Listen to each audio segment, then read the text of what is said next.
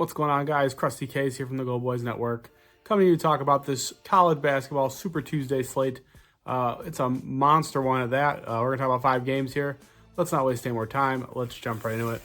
So the first we're going to talk about Kentucky taking on Tennessee. Probably the biggest matchup on this Tuesday. Tennessee laying 8.5 at home. I'm going to be on the Vols here. So you get Tennessee off a loss, and you get Kentucky, I believe, off of 2 losses, if I'm not mistaken. I really just like this Tennessee team at home. They're a tough team to play, especially on their home floor. And when you look at Kentucky, they've struggled defensively this season.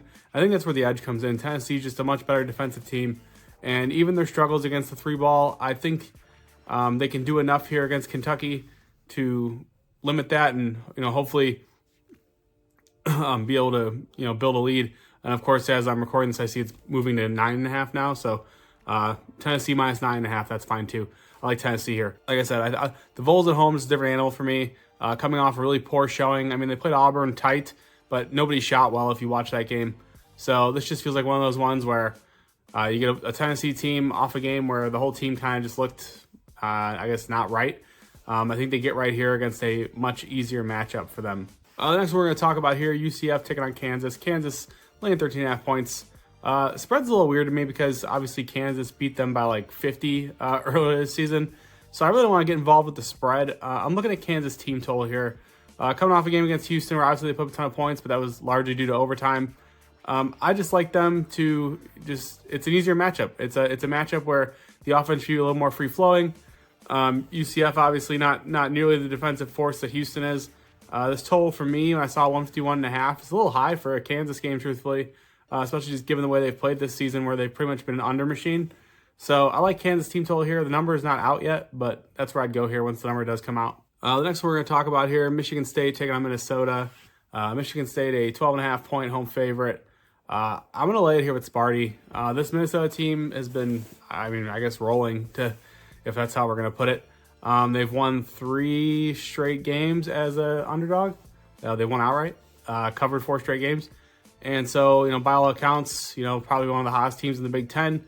I'm not buying that. They go on the road here. They go to Sparty. Izzo's got these boys locked in. If you've been watching Michigan State, they've been absolutely dominating teams, especially at home. They dominated this Minnesota team early in the season at Minnesota. And now laying 12.5 on their home floor, I think that's pretty telling against against a Minnesota team that's been really hot. So I will lay the 12.5 with Sparty. I think they win this game by 20+. And we see Minnesota kind of, show you the Minnesota that they actually are. Not the one that we've seen lately. Rolling through the slate here, another one I really like. Oklahoma taking on Texas A&M. Texas A&M laying 8.5 points. I will be on the Aggies here.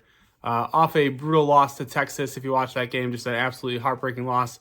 Like A&M here in the bounce back, I think they dominate the glass against an OU team that's really struggled to rebound. They did beat them earlier this season. That was without Wade Taylor, if I'm not mistaken. It was like a 2-point victory. So now at home, they're laying 8.5 points. This is a pretty big spread, and I think it's justified. Like I said, this Texas A&M team is going to dominate the glass, really dominate, the shot volume here. And against an OU team that I just don't think has the physicality to match up with Texas A&M, I like them to roll in this spot, truthfully. So I like the minus 8.5. If it gets steamed, I play it up to 9.5. I think it's a good spot for them. Next one here, Cincinnati taking on Utah. This one's interesting for me. This game's sitting at Pick'em. Cincinnati was like my preseason favorite for the Big 12. They've obviously disappointed. Just can't seem to find any consistency scoring the basketball. And then you have Utah on the other side, which, at this point, I just feel like this team needs to be shot to Mars. This team is beyond frustrating to bet on, beyond frustrating to just be involved in any of their games. So 138.5 total here. I'm going to be on the under. I don't bet a lot of totals, but Cincinnati's been an under wagon. Utah just can't seem to find consistency. And the one thing Cincinnati's done well this season is play defense. So I'm going to back them to play defense here. I'm going to back these two teams who like to, really pace these games out and kind of play in the half court.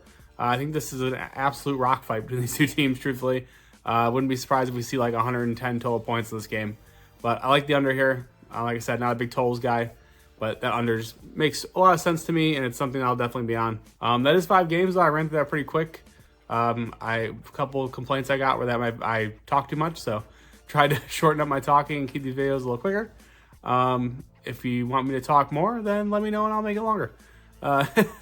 As always, you can get all my official plays at goldboys.com. If you have a gambling problem, don't want to hire a gambler. Thank you, guys.